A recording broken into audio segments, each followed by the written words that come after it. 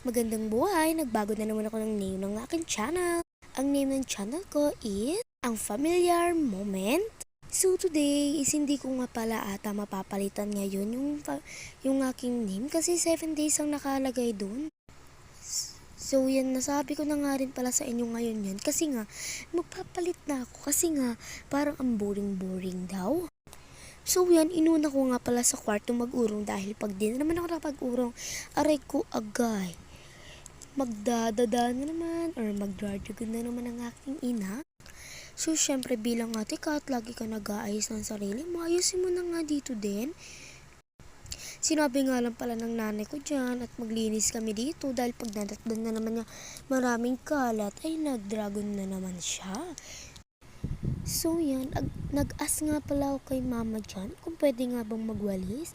Ay malamang, paano mo maaaning kalat kung di ka gagamit ng walis? So yan, inayos ko na nga pala yung desk ko dyan. Nagpagawa nga pala ako sa aking pinakamahal na lolo ng desk. Buti nga siya nakakagawa pa ng desk. Magsi-62 na siya sa susunod. Di bali nga pala, hanggang matagal na matagal ako mag-vlog, hanggang nasa 3K followers na ako at subscription. Ano? Kapag naka 3K na nga pala ako, ay magse-celebrate nga tayo. So yan, hanggang dulo ako.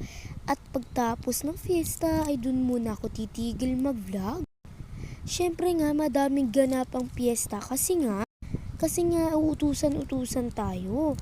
Abay, syempre, hindi tayo pwedeng utusan ng may dalang cellphone at pagalitan na naman tayo ng ina natin. So yan, pagkatapos ko naman i-prepare ang gamit ko bukas, i-prepare ko na rin ang sa aking kapatid para naman di na magalit sa akin yan.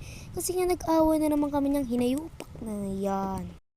So yan yung pencil case na napakalat-kalat kasi nga paborito niya nga mag-drawing. Ang hobby niya is, aywan ko sa kanya, tanungin niyo siya. So yan, hinagis ko na nga lang dyan kasi nagagalit na ako dyan at pagod na ako. So yun, natalsik pa nga. So yan, makikita nyo 3 extra na face mask nga pala dinadala namin sa school kasi sabi nga pala ni mama is mag-extra kami. Ayaw niya nga kami maubuhan at masipunan kasi nga baka makahawa pa kami sa aking magulang. So malagain nga pala ang aking nanay kaya naman sinusunod na namin.